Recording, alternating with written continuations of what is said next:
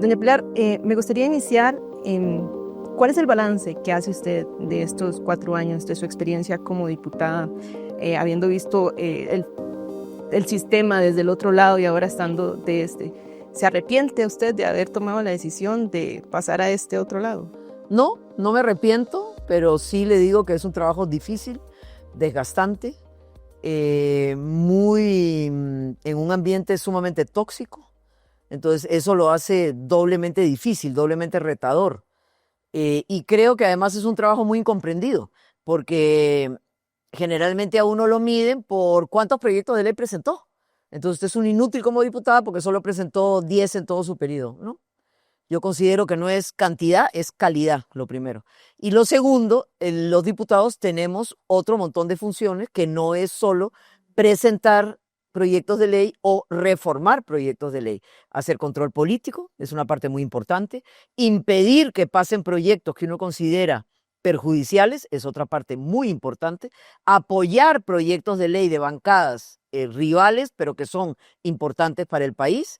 Entonces hay un montón de funciones que la gente no ve, no valora y no toma en cuenta, digamos, pero yo sí creo que es un trabajo bastante, bastante difícil.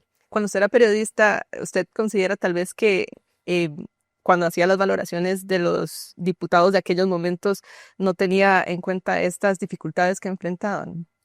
Creo que las dificultades ahora se han incrementado por una razón muy sencilla, porque durante 50 o 60 años prácticamente fue un bipartidismo y era más fácil ponerse de acuerdo entre dos bancadas, esto sí, esto no, y vamos para adelante, pero ahora somos 6, en la próxima va a ser 5.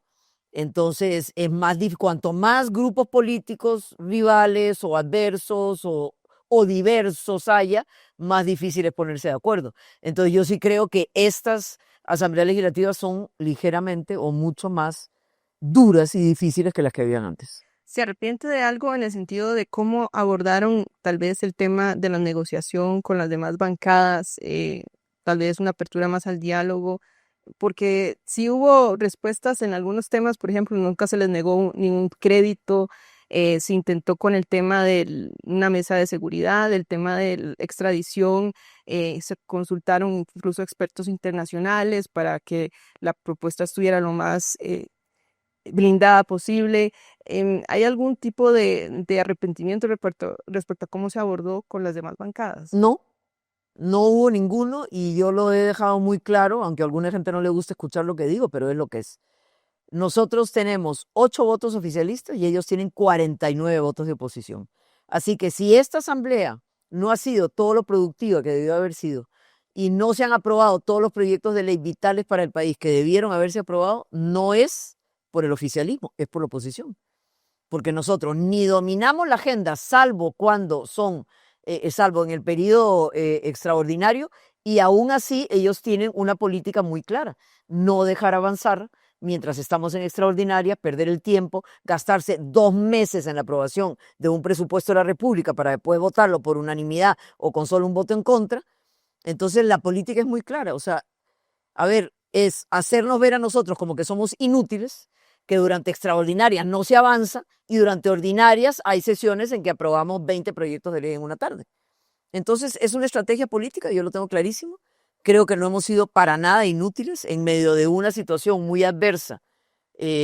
Con solo 8 diputados oficialistas, creo que hemos logrado cosas importantes y además dentro de un ambiente político muy, yo no digo que polarizado, porque a ver si ciertamente hay los chavistas y los rabiosamente antichavistas, pero tenemos un país más unido que nunca, porque yo no he visto, no sé si usted recuerda, que a estas alturas del partido hay un presidente que tiene entre el 50 y el 65%, depende de la encuesta, de apoyo popular.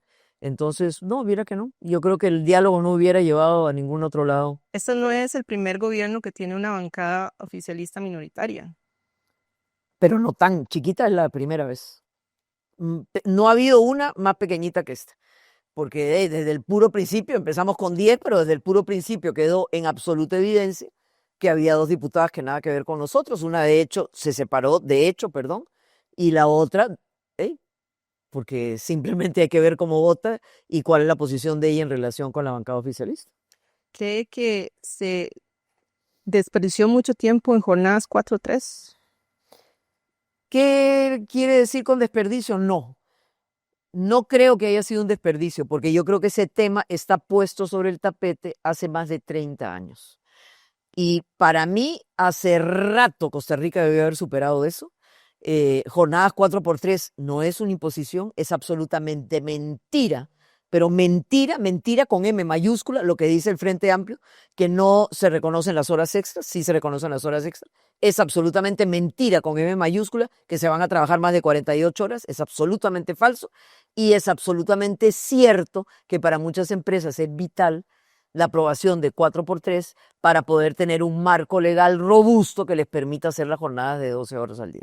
¿El proyecto actual de 4.3, usted cree que se va a aprobar o debería No, quedarle a la próxima Asamblea no se Legislativa va a aprobar. y debe empezar de nuevo? No necesariamente empezar de nuevo, podríamos agarrar parte de lo que ya se ha avanzado en esto. Estamos cerca de la moción ni 900, creo que no hemos llegado a la 900. Pero si se votara con Costa Rica en el corazón, como digo yo saqué la cuenta, en 5 semanas de trabajo pudiéramos haber aprobado las 5.000 mociones, las 2.500 mociones más las 2.500 revisiones, que tampoco es gran cosa. Si nos demoramos 8 semanas para aprobar un presupuesto de la República, podemos tomarnos 5 semanas para aprobar 4.3. Ustedes están en un proceso de tal vez revisión de esos expedientes que fueron prioritarios para la administración, para poder hacer el traslado a la nueva fracción, con tal vez aquellos proyectos que son los que ustedes les ven mayor maduración y posibilidad de tenerlos aprobados lo más pronto posible ya en el próximo gobierno. Sí, estamos trabajando muy duro en eso para poder hacer la transición. Y por su lado, paralelamente, doña Laura Fernández está trabajando con ese equipo que conformó en nuevos proyectos de ley que ella quiere presentar. Entonces, sí, pero ¿de qué va a depender? ¿Cuánto vamos a avanzar en los 2 meses y pico que nos quedan? No sé. ¿Hay voluntad política? Tampoco lo sé.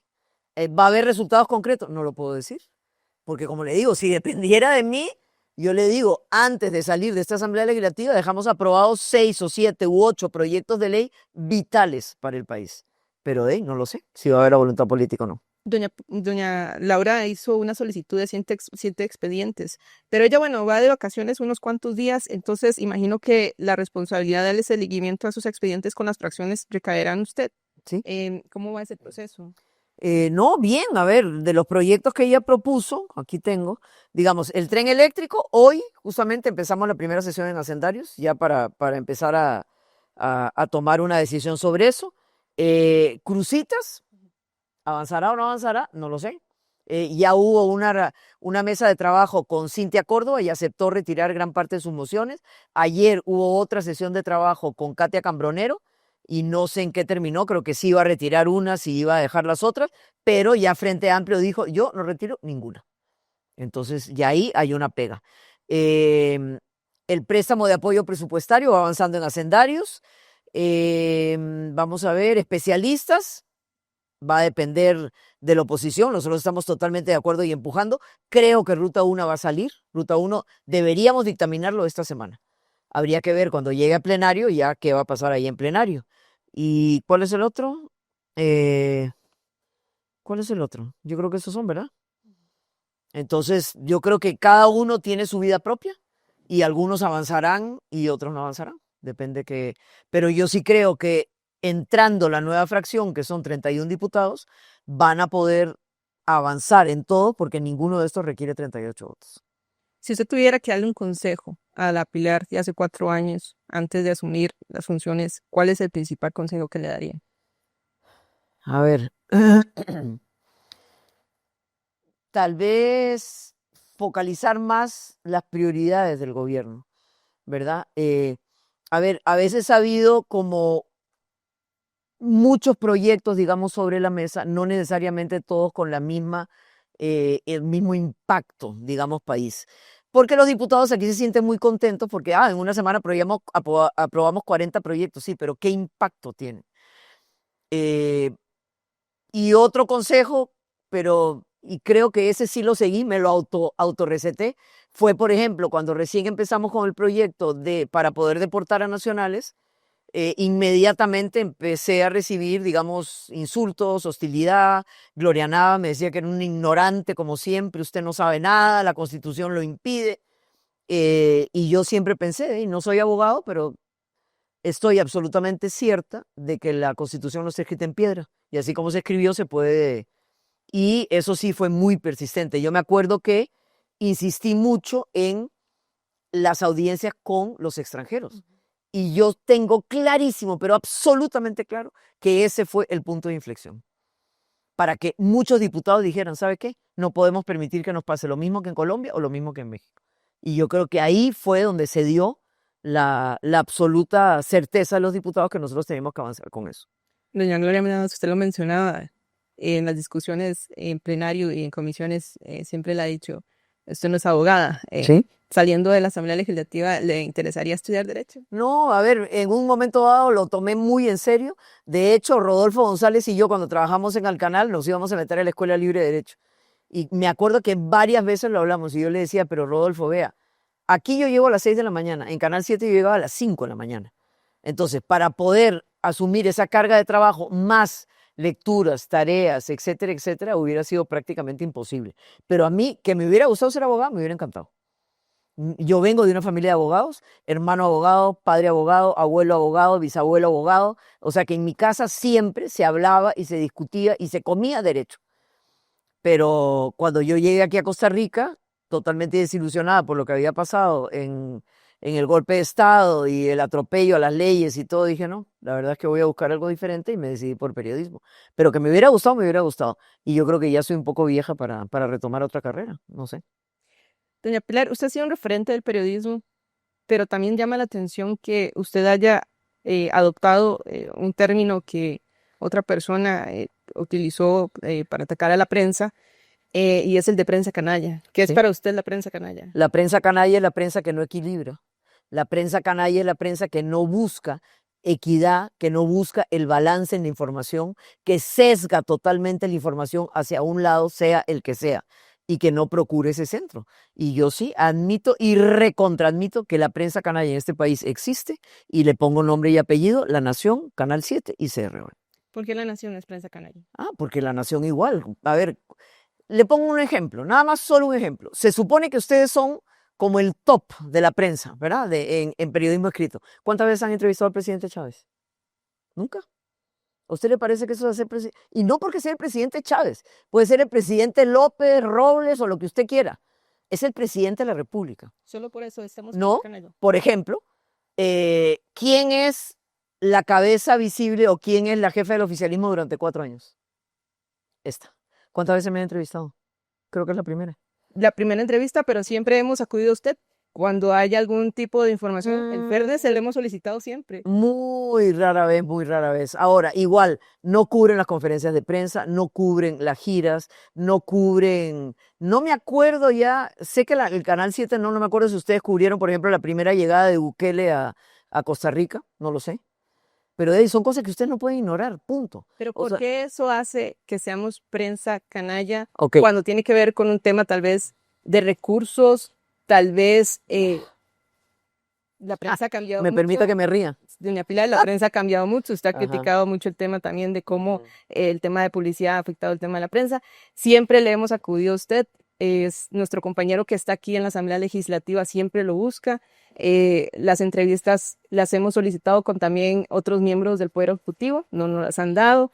Las consultas que hacemos a Casa Presidencial, usted, si siendo periodista, le hubiese dicho a su periodista, vaya y pregúntele algo a Casa Presidencial y Casa Presidencial le dice, dentro de 10 días, ¿cuál hubiese sido su reacción? Si hubiese quedado de manos cruzadas. ¿Qué queda? No, a ver, o publico lo que tengo, pero cuando llegue el día 10 y me den la información, publico lo que me dieron. Pero, a ver, para mí, después de 50 años de experiencia en periodismo, la regla número 1, o sea, el deber número 1 de cualquier medio de comunicación es informar. Informar qué es lo que está pasando, ¿verdad? Y yo me pregunto si La Nación informa qué es lo que está pasando. Cuando hay una conferencia de prensa donde se dan 10 anuncios, generalmente positivos, algunos negativos, y ustedes simple y sencillamente ignoran, o sea, ¿cuál es el objetivo? ¿Qué tipo de periodismo hacen? No sé, no lo entiendo. En mi época, porque yo trabajé en La Nación 12 años, recuérdese, ¿verdad? Así que conozco perfectamente bien las reglas del juego. Eso no ocurría, simple y sencillamente. Ok, si usted cubre salud, diga qué es lo que está pasando en salud. 1, 2, 3, 4, 5. Y con base en eso ya uno puede profundizar reportajes de investigación, análisis, puede organizar algún debate, etcétera, etcétera. Pero es que la nación tiene una agenda absolutamente consensuada o, discutida con base en los intereses que quiere la nación. ¿Discutida Punto. con quién? Lo tengo clarito entre ustedes, me imagino, no sé. O sea, la nación decide, esta es mi agenda y esto es lo que yo voy a hacer. Y esa agenda... La independencia de los medios, definir la propia agenda informativa que tiene el medio. Sí, siempre y cuando no ignoren el principio básico del periodismo. Informe qué es lo que está pasando. Punto. El gobierno siempre va a querer, y me imagino que también cuando era su experiencia, que se publique todo lo que el gobierno quiere que se publique. No. Esa es, vamos, usted conoce muy bien que las dinámicas entre el poder y la prensa siempre van a ser conflictivas. Sí, señora. El periodismo Totalmente de acuerdo. quiere encontrar la verdad. Sí. Y generalmente los poderes quieren que esa verdad no salga. A ver, lo que yo tengo claro es que cualquier medio de comunicación, llámese como se llame, tiene la obligación primaria de informar lo que está ocurriendo. Todo lo que está ocurriendo o todo lo que pueden informar que es lo que está ocurriendo. Pero ustedes no pueden ignorar. A ver, creo que otro ejemplo, cuando la primera vez que, creo, si no me equivoco, y corríjame si me equivoco, pero estoy segura que no, va, por ejemplo, el presidente de la República a Davos y se reúne con los top de los top del mundo. De la nación no informa nada, no pasó nada. A ver, si eso no es una agenda selectiva, ¿qué es?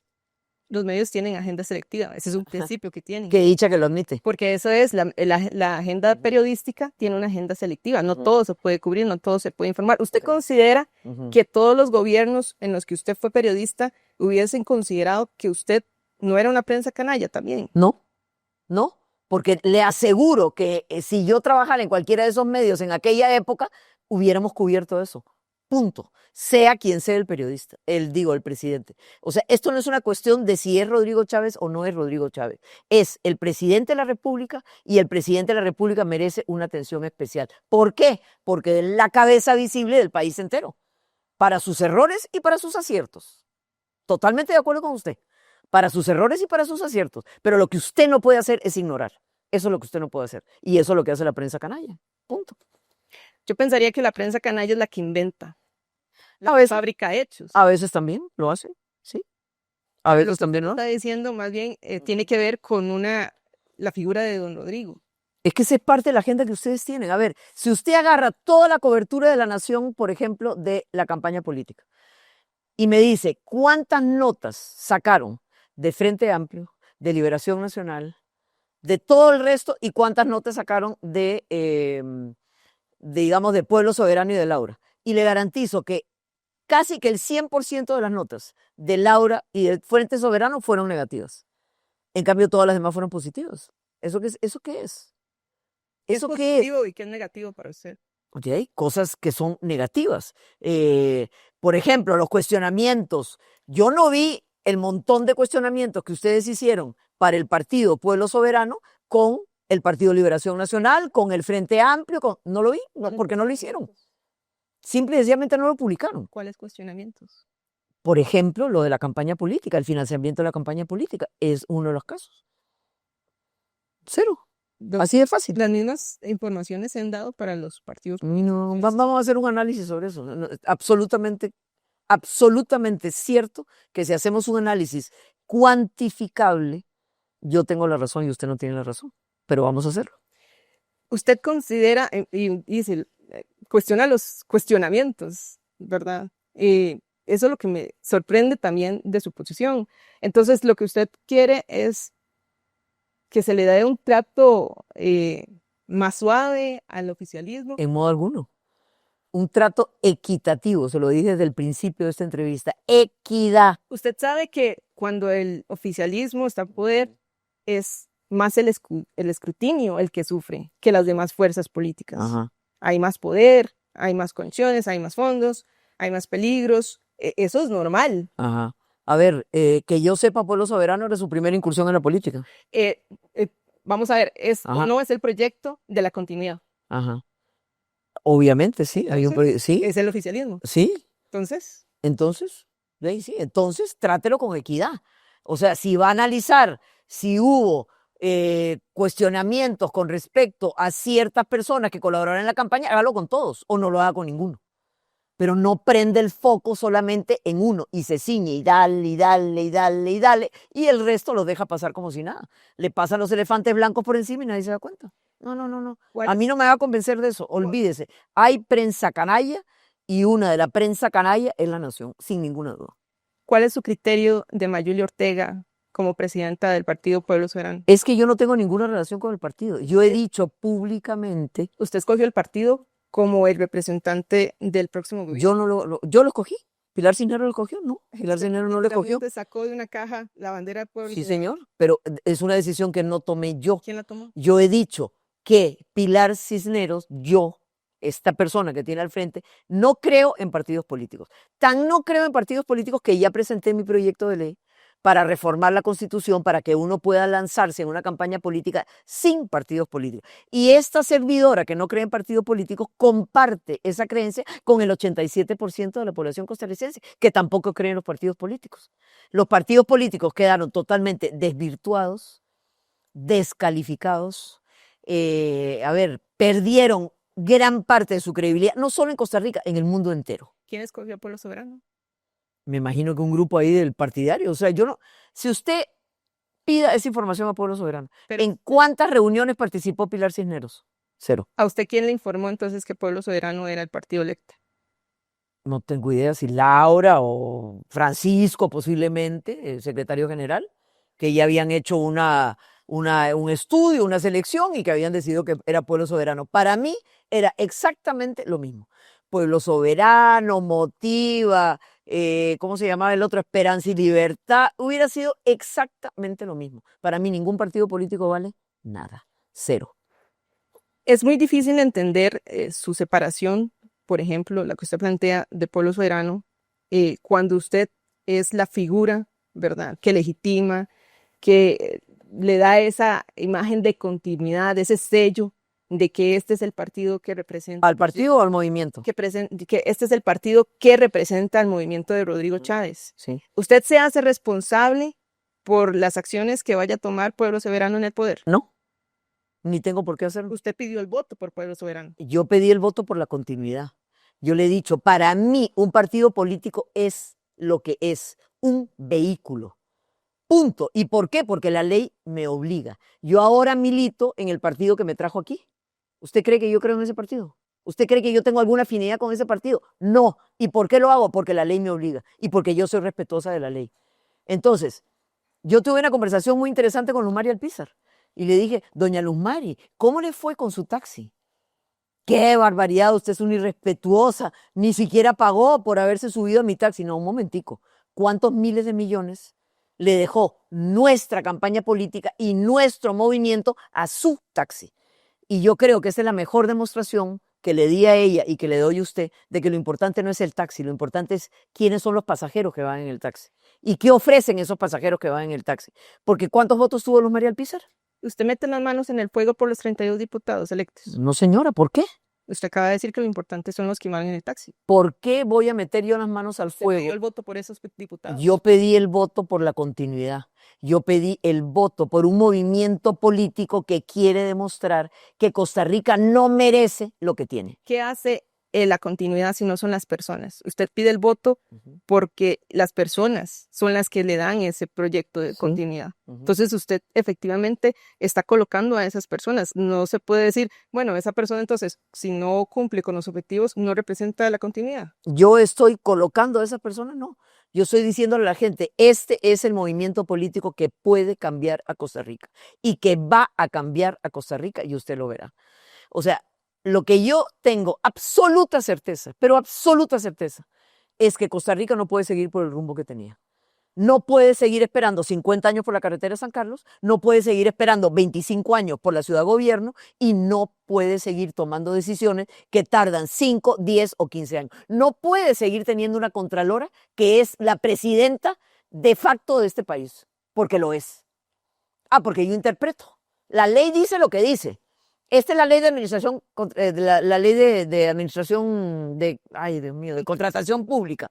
Ah, pero yo interpreto que no. No, señora. No, señora. Este país no puede seguir en manos de esa gente que tiene capturada la institucionalidad. Una institucionalidad que fue desarrollada a imagen y semejanza de esa gente. El presidente de la República, bueno, ni siquiera porque don Rodrigo gana 2 millones y pico, pero el presidente de la República va a ganar 4. Ah, pero un miembro del Tribunal Supremo de Elecciones va a ganar 8 y pico. ¿Por qué? Porque me da la gana. ¿Y quién le pone el salario? Yo, porque me da la gana. Y me puedo reelegir las veces que me da la gana. Y nadie me puede impedir reelegirme las veces que me da la gana.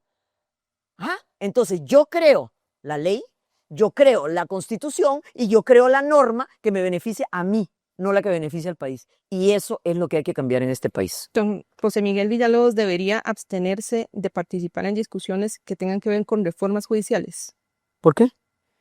por el trabajo que él realiza. Y Gloria Navas se ha abstraído de participar. Ustedes la han ¿no? cuestionado y el gobierno del presidente Chávez ha cuestionado a supuesto. Gloria A ver, Navas por su rol también como defensora. todos los abogados penalistas, todos, defienden a gente que ha sido acusada, no sentenciada. O sea, ningún abogado penalista defiende a un violador, a un asesino, a un francotirador, hasta que no sea sentenciado, que es lo que el abogado defensor procura, que tenga una defensa justa y que la ley se aplique como tiene que aplicarse.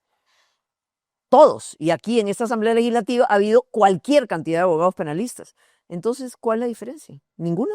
Pero ustedes lo han criticado también en el papel de doña Gloria Navas. Sí, claro. A ver, pero ¿qué es la cosa? A ver, hoy o ayer, no sé cuándo, por cierto, La Nación creo que fue la que publicó la nota de que roces entre la gente, el oficialismo. A ver, para poder romper una relación, usted tiene que haber tenido una relación antes, ¿sí o no? ¿Cuál era mi relación con José Miguel Villalobos? Ninguna. Nunca he tenido una relación con él, ni ahora, ni antes, ni nunca. Entonces, no se puede romper algo que nunca fue una estructura, nunca fue ni una relación, cero. ¿Usted está de acuerdo con la participación de José Miguel Villalobos como diputado en esta Asamblea Legislativa? Yo creo que puede cumplir un papel importante, ¿sí? Creo que puede cumplir un papel importante en algunas reformas legales, creo que puede ser un muy buen polemista, creo que puede hacer buenos controles políticos, tiene un verbo encendido y tiene un verbo de fácil digestión para ponerse de alguna manera con la gente, ¿sí? Puede cumplir un rol, ¿sí? Que durante la campaña se mencionó mucho que usted en algunos momentos habría desistido de su participación porque estaba involucrado en don Calixto Chávez. ¿Don Calixto estuvo metido en la campaña? No, que yo sepa, no estuvo participando en la campaña. A ver, en un movimiento político es absolutamente imposible que toda la gente sea del gusto de uno. Es imposible. Entonces, precisamente por ser un movimiento democrático y por ser un partido político en el cual a nadie se le puede negar participación, ahí se mete de todo. Ahí hay una sopa donde hay de todo. Gente que a uno le gusta, gente con la cual uno tiene afinidad y gente que a mí no me gusta y con la cual no tengo ni quiero tener ninguna afinidad. Pero yo me concentro en la meta, me concentro en el objetivo. ¿Y cuál es la meta y cuál es el objetivo? Cambiar este país y lograr que Costa Rica sea un país eficaz, eficiente y que vaya hacia una modernización que merece. Como vemos que todos los países de aquí cerca lo hacen y Costa Rica se queda atrás. ¿Por qué? ¿Somos brutos? No. ¿Somos inútiles? No. ¿Somos incapaces? No. Entonces, ¿qué es lo que está fallando? Lo que está fallando es esa estructura absolutamente amoldada a ese grupo institucional que moldeó todo eso su imagen y semejanza y que no le sirve al pueblo y que no le sirve al país. Así de fácil. ¿Cuál es su compromiso con el proyecto político después de Maye? Todo lo que pueda ayudar, voy a ayudar. Ya yo he dicho una y otra vez, y no voy a cambiar de opinión, de que yo no quiero ningún puesto político de ningún tipo, ni diplomático, ni dentro del gabinete, ni como asesora, ni como presidente ejecutiva de ninguna institución, cero. Pero yo quiero seguir aportando ¿en qué? Primero, en lo que sé hacer, que es la comunicación. Y cualquier cosa nos pueden decir de este gobierno que ha errado en esto, en esto, en esto, menos en la comunicación. Menos en la comunicación. Yo, francamente le digo que difícilmente lo pudimos haber hecho mejor. Y Si a mí doña Laura me dice, vea Pilar, a mí me encantaría que usted se encargara de tal proyecto, de tal cosa, para empujarlo, para sacarlo adelante, lo voy a hacer encantada. ¿Cuáles son las líneas rojas que usted tiene en términos de política, donde usted dice, aquí yo no me apunto con un proyecto político? Si el proyecto político pasa estas líneas rojas, yo ahí no sigo. Obviamente la corrupción la recontradetesto y la recontrarrepudio y no puede ser. Pero en este gobierno han habido escándalos de corrupción y lo que hacen más bien es culpar ¿Cómo cuáles? el caso de la caja. Ajá, el caso Barrenador, el que la caja manipuló todos los datos para que no pudiera haber comparaciones. Ojalá hubieran más casos de corrupción como ese. Usted sabe perfectamente que nunca, jamás habrá una condena sobre ese caso, porque ese fue un caso absolutamente montado. Entonces, ojalá hubiera más casos como ese. Eso no es lo que dirían todos los gobiernos sobre todos los casos de corrupción. No, señora, no, señora. ¿Usted cree que algún gobierno puede decir que en Diamante no hubo corrupción? ¿Usted puede decirme que en La Trocha no hubo corrupción? Diamante tiene que ver con los gobiernos locales. Sí, señora, pero grabaciones. ¿Cómo nos ponemos de acuerdo? ¿Cuánto te pago? ¿Cuánto me pagas? Y se cae. ¿Usted cree que en este país... Hay grabaciones del presidente sobre las conversaciones del tema del BCIE, ¿Qué cosa del BCIE? el contrato del BCIE, hecho ¿Sí? la medida. El contrato del BCIE cuyo eje principal es que el BCIE le da $1 millón al gobierno de turno para que el gobierno de turno decida cómo lo... Hay una responsabilidad sobre cómo usar esos recursos. Si Sí, se los señora. ha cuestionado, los cuestionan otras administraciones. No es que se usen los recursos como A ver, desea. hay una enorme diferencia entre gastarse esos recursos en fiestas con vino o para contratar a un grupo que venga a tocar música y meter esa plata en un equipo de comunicación que puede hacer mucho más eficaz y eficiente la comunicación con la gente. Totalmente. El caso Barrenador, usted y yo, ojalá tenga vida, porque ya yo estoy vieja y usted está joven, para saber que eso se va a caer solito. Ahí nunca hubo un solo colón de corrupción. El otro cuestionamiento, por ejemplo, ¿cómo se llama? La pista del aeropuerto de Liberia. O cerrábamos el aeropuerto con pérdidas de miles de millones de dólares. El presidente Chávez mencionó que justamente él despide al ministro Amador porque había un esfuerzo por hacer un contrato a la medida. No, un contrato a la medida no. Acuérdese que hubo 2 oferentes. ¿Ok? Hubo 2 oferentes en ese contrato. Y el contrato que se llevó a cabo fue el que cumplía con todos los requerimientos que habían puesto. El cuestionamiento es, ¿por qué pusieron ese requerimiento? De que tenía que tener, ya no me acuerdo, porque no me acuerdo la cifra y no la quiero batear. Ese es el cuestionamiento. Pero que el trabajo se hiciera mal, no. Que se tenía que hacer porque era de suma urgencia, sí. Reconocido hasta por el fiscal general de la República. Que ese trabajo tenía que hacerlo sí o sí, porque el aeropuerto iba a cerrar. Ya teníamos 2 o 3 advertencias de la IATA. O ustedes arreglan esta pista o impedimos que los aviones aterricen en el aeropuerto de Liberia. ¿Usted sabe el impacto que hubiera tenido? ¿Ah? Yo prefiero equivocarme, si fuera el caso, equivocarme, que no fue ninguna equivocación, y avanzar lo que tenía que hacer, a no destruir no solo la economía de Guanacaste, sino la economía de todo el país con el turismo.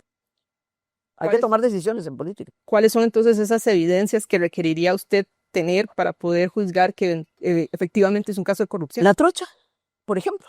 ¿Y quién es la culpable del tema de la trocha? Eso lo decidirá el Poder Judicial, no tengo la menor idea. Laura Chinchilla lo denunció. Por supuesto, Laura Chinchilla lo denunció. Se supone que el encargado era, ¿cómo se llama? El vicepresidente de Laura. El dueño del banco Interfin. Luis Lieberman, exactamente. ¿Sí? ¿Y qué pasó? A Luis Lieberman lo sacaron de la investigación. ¿Cómo es eso? Si usted es la encargada, usted es la encargada. Y usted tiene que asumir responsabilidades. ¿Y qué era lo que se demostró ahí? Que contrataban las vagonetas, que nunca llegaban con el material y que cobraban la plata. O vaya a ver a los puentes. ¿Qué eran los puentes que hacían? Agarraban furgones, los llenaban de cemento y los ponían ahí. ¿Y dónde estaba la Contralora? Que no se dio cuenta. Le pasaban los elefantes blancos. Ah, no, porque como era Liberación no se daba cuenta. Eso es corrupción de la más asquerosa. ¿Y cuántos políticos en este país están metidos en la cárcel por eso? ¿Ah? ¿Y si Alcatel? Cantadito, ¿a quiénes le dieron la plata? ¿A quiénes sobornaron? Agarraron a Sapsicián en Miami y lo condenaron. por sobornos. Y Cian dijo, soborné a fulano, fulano, fulano y fulano. ¿Y aquí a quién condenaron? A nadie. ¿Por qué? Porque aquí hay esa red de cuido que hace que el Poder Judicial le deba favores a los partidos políticos y que les cobre la factura para que no los condenen. Lo tengo clarísimo. Y usted también lo tiene clarísimo. Y el país lo tiene clarísimo. Entonces, eso es lo que hay que reformar. La forma como se eligen los magistrados y que los magistrados no le deban su puesto a esa clase política que puede hacer lo que le da la gana, como le da la gana, porque sabe que nunca va a terminar en la cárcel. Así de fácil. Pilar, ¿usted podría decirle a la Cámara y a los costarricenses que hoy Costa Rica es más segura que hace 4 años? Más segura que hace 4 años. A ver, la inseguridad es un proceso. La inseguridad no nace de la noche a la mañana. Cuando viene Caro Quintero al país y se pierde la famosa libreta, donde estaban todos los contactos de Caro Quintero, ¿a quién se le pierde la libreta? Es que no se le pierde a un policía, no, se le pierde a Fernando Cruz, magistrado de la sala. ¿Usted cree que eso es casualidad? ¿Es Costa Rica hoy más seguro que hace 4 años? No creo que sea más inseguro, francamente se lo digo. ¿Usted se siente seguro en Costa Rica? Absolutamente, yo ando sola. ¿Tú crees que yo tengo chofer? Yo ando manejando mi carro y manejo mi carro a todos lados. Y me voy de gira a todos lados manejando yo sola. ¿Y me siento insegura? No. Diré que no me siento insegura para nada. No. Entonces, no creo que haya empeorado, francamente se lo digo. Creo que va a mejorar mucho. ¿Cuándo? Cuando tengamos los escáneres operativos, cuando tengamos el C5, que gobierno tras gobierno hablaron paja de que lo iban a hacer. ¿Cuál es el gobierno que lo está haciendo? ¿Cuál es el gobierno que lo está construyendo? ¿Cuál es el gobierno que ya consiguió los 10 millones de dólares para equiparlo? ¿Ah? ¿Cuál es el gobierno que realmente puso los escáneres y que otra vez se tuvo que saltar a la señora Contralora, presidenta de la República, para poder poner los escáneres? Entonces, ¿qué es la paja que hablan? ¿Hace cuánto tiempo que Liberación Nacional viene prometiendo los escáneres? Regalados por los chinos, regalados, ni siquiera los tuvieron que comprar. Y los pusieron. No, señora. ¿Y por qué no los pusieron? ¿Qué hay detrás de no querer ponerlos? Ah, bueno, ese fue el gobierno que dijo, sí, ¿sabe qué? Yo los voy a poner. ¿Cree usted verdaderamente que el gobierno ha hecho lo suficiente en el tema de seguridad? Mire, hemos hecho todo lo que hemos podido. Y le doy los ejemplos. El escáner, primero, con el pie sobre la manguera, El lo logramos. ministro ha dicho que los escáneres es una parte, Sí, claro. no es la solución al Sí, problema. señora. El C5 es la otra parte. ¿Por qué no se hizo el C5 durante los otros 4 años? ¿Perdón? Usted sabe, qué dicha, bienvenida a Costa Rica. Usted sabe del momento en que usted dice, voy a hacer tal cosa, ¿cuánto tiempo toman los trámites? Bienvenida a Costa Rica. ¿Cuáles son esos trámites en los que chocó pared? Absolutamente todos los trámites, que conseguir el permiso, el seguro de Setena, los planos de no sé qué, el código de Mideplan. Bienvenida a Costa Rica, bienvenida, me encanta. Entonces, ¿qué pasa? Ya eso tiene como 6 o 7, 8 meses de construcción. Se va a tratar de inaugurar antes de que salga Rodrigo Chávez, pero si no se inaugura antes de que salga Rodrigo Chávez, se va a inaugurar apenas entre Laura Fernández. ¿Cuál fue el gobierno que se comió la bronca? Este. Porque los 10 millones de dólares que no teníamos para poder equipar, los consiguió Rodrigo Chávez con una donación de los Estados Unidos. Entonces, ¿qué quiere que le diga? Si es un tema de recursos, estoy segura que la Asamblea Legislativa se los hubiese aprobado. No estoy tan segura yo. La Asamblea Legislativa ha insistido No estoy cada vez tan que segura. los ministros han venido, ¿qué necesitan? Ajá. Se lo han hecho, usted está en esa comisión. Sí, claro, en Usted ha visto al ministro Zamora, Sí. los diputados han sido muy explícitos. Ajá. ¿Cuánta Sí, claro. plata necesitan? Sí, claro. ¿Y de dónde la sacan? ¿Del pago de intereses? Porque si usted me dijera, esto es dinero fresco y el gobierno no le gira, seríamos unos canallas. Pero no, señora, es dinero. Tomen para las escuelas, tomen para esto, tomen para lo otro. ¿De dónde? De la plata de intereses. O sea, tienen una bolita de cristal para saber que no va a haber una disrupción en el mercado internacional y que vamos a tener que pagar cualquier cantidad de plata en intereses. Entonces, si ya en este momento nos comemos el 40 y pico por ciento del presupuesto en pagar intereses y en pagar deuda, ¿cuánto quiere que llegue? ¿Al 60? ¿Al 70? No, señora. Nosotros hemos sido un gobierno absolutamente responsable con la política fiscal del país. Finalmente, me gustaría saber su impresión. ¿Cómo usted espera que sea el liderazgo de Laura Fernández? Mire, yo creo que va a ser un liderazgo muy diferente al de don Rodrigo Chávez. sinceramente se lo digo, tiene una enorme vocación de diálogo, de consenso, de buscar acuerdos. Obviamente la forma también va a ser totalmente diferente y tal vez para la clase política eso les hace más, más clic a la hora de avanzar. Sin embargo, tampoco va a necesitar mucho eso, porque teniendo 31 diputados podemos hacer cualquier cantidad de cosas que no necesitan más que mayoría simple, que son 29. Así que tiene un buen margen ahí. La mayoría de los proyectos están maduros, Lucía, están maduros. Entonces, lo que hay que hacer ahora es agarrar y recoger la cosecha, ¿verdad? Recoger la cosecha de Ciudad Gobierno, recoger la cosecha de la Ruta 1. Yo creo que este país va a ver, una explosión de obra pública como nunca antes se ha visto en el país. Pero esos 31 diputados, debe cerrarse la fracción de Pueblo Soberano a no conversar, a no dialogar, a no negociar. No creo. ¿Por qué? ¿Por qué? O Te sea, consulto. no. A ver, desde mi punto de vista, debería negociar, debería conversar, debería llegar a algunos acuerdos importantes. Creo que inclusive la oposición va a estar de acuerdo en cambiar ciertas cosas para los cuales se requieren 38 votos, entre otras cosas, por ejemplo, para todos los préstamos de apoyo presupuestario, la segunda votación tiene que ser con 38 votos. Y yo, francamente, veo a Laura Fernández, a Nogui, que va a ser el jefe de fracción, negociando con las otras fracciones para lograr esos cambios que se necesitan. Yo no veo por qué va a ser una cerrazón nosotros contra ustedes. No lo veo. Sí, No usted creo. menciona las cualidades de doña Laura Fernández, incluso de don Nogui, que también está muy acostumbrado al tema de la negociación con la Sí. Asamblea Legislativa, pero se habla de la continuidad de don Rodrigo Chávez dentro del puesto del ministro de la Presidencia. Sí, señor. ¿Usted considera que esa dinámica sería también favorable o no sería más propicio que don Rodrigo no esté en ese escenario? Pero es que ya ahora don Rodrigo tendría un papel totalmente diferente. Es totalmente diferente ser presidente de la República a ser ministro de la Presidencia. Un ministro de la Presidencia que tiene que darle resultados a la presidente. Hay que hacer tal negociación, ¿cómo la logramos? No se olvide que Rodrigo Chávez durante 30 y pico de años en el Banco Mundial, su labor era básicamente negociar.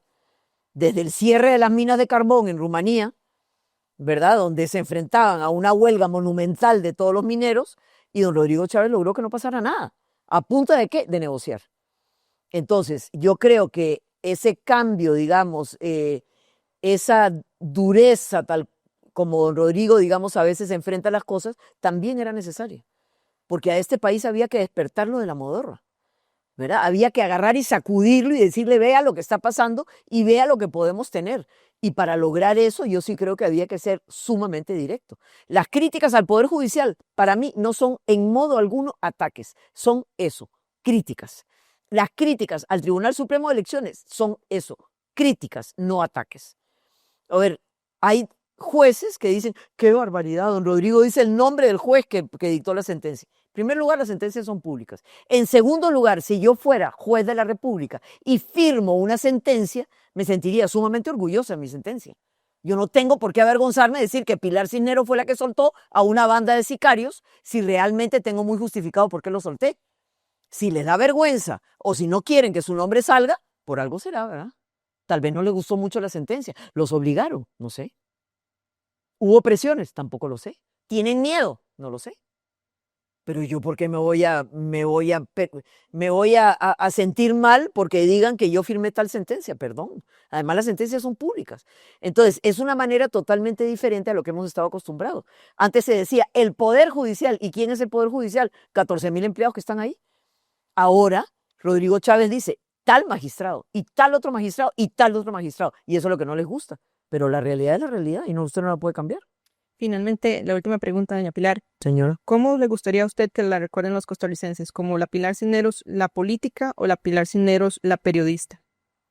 Es que yo creo que son indivisibles, porque definitivamente yo sí. ¿Qué fue lo que motivó mi decisión de dar un paso al frente en la política? Demostrar lo que yo toda la vida he creído. Que la clase política de este país ha sido muy injusta con Costa Rica, sumamente injusta. Porque si realmente lo hubieran liderado como tiene que ser, hubiéramos podido demostrar que Costa Rica efectivamente puede ser la Suiza de Centroamérica o la Singapur de Centroamérica. Pero esas malas políticas públicas, aunado a una institucionalidad que me sirve a mí y no necesariamente al país, han hecho que Costa Rica esté castrada. Costa Rica está castrada. Costa Rica podría ser 1000 veces mejor de lo que es hoy.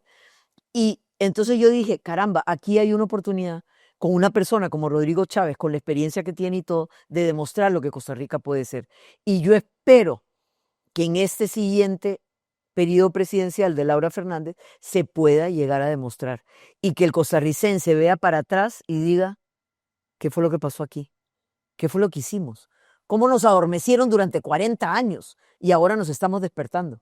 Entonces, yo creo que soy indivisible, es decir, no puedo cortar con un cuchillo y decir, ok, Pilar Cisneros periodista está acá y Pilar Cisneros política está acá. Que sigo siendo comunicadora, eso no tengo ninguna duda, hasta el día que me muera lo seré. Lo tengo aquí en las venas y es lo que me encanta, es lo que me ilusiona. Cuando a mí me dicen, doña Pilar, usted nos ayudaría con una nota para la cadena, hasta que la sonrisa la tengo aquí. O me encanta, por ejemplo, trabajar en algún discurso de Rodrigo Chávez, me encanta.